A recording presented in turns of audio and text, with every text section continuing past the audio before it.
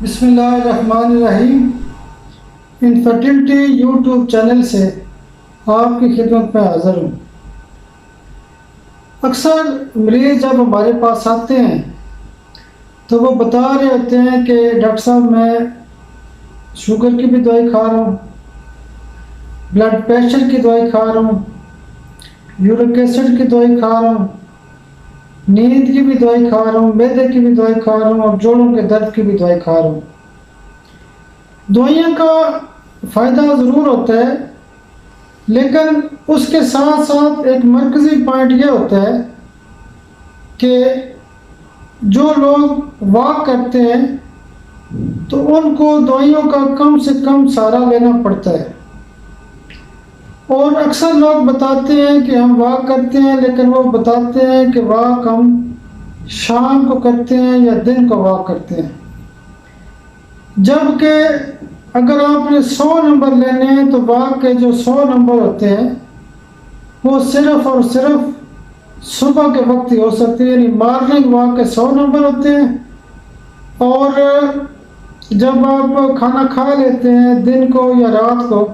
تو پھر واک کرنے کے جو نمبر ہوتے ہیں وہ 30-40% سے زیادہ نہیں ہوتے۔ آپ کسی دن اپنی شوگر چیک کریں اور شوگر چیک کرنے کے بعد آپ آدھا گھنٹہ واک کریں اور دوبارہ شوگر چیک کریں تو بغیر کسی دوائی کے آپ کی 100-150 پوائنٹ شوگر کم ہو جائے گی۔ مقصد یہاں پہ بتانے کا یہ تھا کہ میڈیسن جو ہوتی ہیں وہ وقتی طور پہ مریض کو سہارا دیتی ہیں اور ایمرجنسی سے باہر نکالتی ہیں۔ جب ایک بندہ چلتا پھرتا ہی نہیں ہے تو اس کی بلڈ سرکولیشن نہیں ہوگی تو اس کے تو مسائل بڑھتے رہیں گے۔ تو اس لیے آپ سے یہ درخواست ہے کہ جب بھی آپ کو کوئی ایشو ہو تو اس کے ساتھ ساتھ میڈیکیشن کے ساتھ ساتھ واک ضرور کریں، اور واک بھی خالی پیٹ کریں۔ 40 سال کے بعد یہ بہت ضروری ہوتا ہے کہ ہر بندہ جو ہے وہ تھوڑا ٹائم نکالے اور صبح کے وقت لازمی واک کرے۔ آپ نے انٹرنیشنل لیول پہ دیکھا ہوگا کہ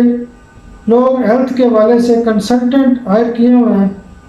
باقاعدہ طور پہ پلان ڈسکس کرتے ہیں، کنسلٹنٹ کے ساتھ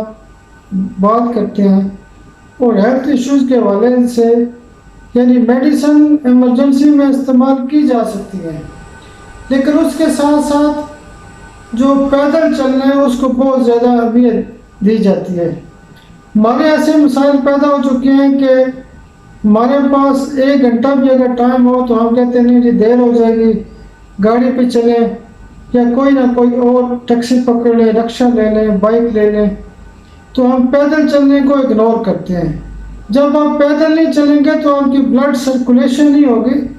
تو اس طرح پھر مسائل بڑھتے رہیں گے، آپ کا ہاضمہ نہیں ہوگا اور بہت سارے مسائل نہیں ہوں گے، آکسیجن لیول مینٹین نہیں ہوگا۔ تو اس لیے جو قیمتی نقطہ ہے آپ کم سے کم 1 ماہ